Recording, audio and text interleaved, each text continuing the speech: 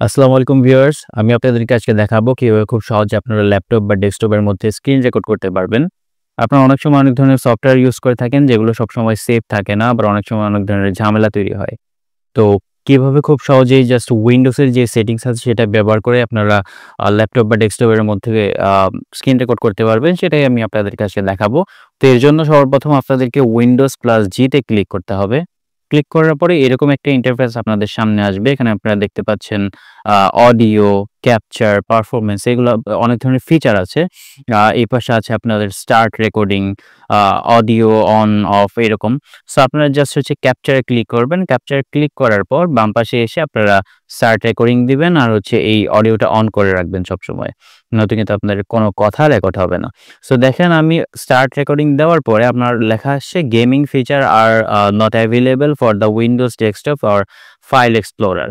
So এই যে যেই ফিচারটা আছে এটা আপনার কোনো গেমিং ফিচারে কাজ করবে না। সো এটা কাজ করবে আপনাদের যেকোনো একটা ব্রাউজারে যেতে হবে। সো ব্রাউজারে যাওয়ার জন্য আমি জাস্ট এখানে একটা ক্লিক করে দিচ্ছি, এতে এটা চলে যাবে। দেন আমি আমার Chrome যেই ব্রাউজার আছে সেটাতে চলে যাচ্ছি।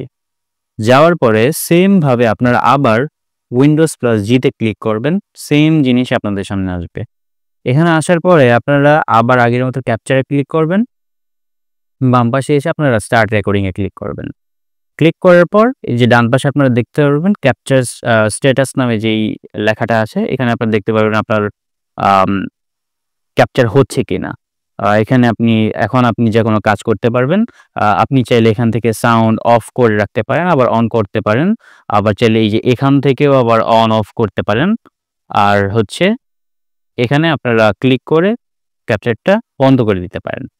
এভাবে খুব সহজে আপনারা উইন্ডোজ এর যে সেটিংস আছে সেটা ব্যবহার করে আপনারা স্ক্রিন রেকর্ড করতে পারেন। আশা করি আপনাদের এটা উপকারে আসবে। ধন্যবাদ।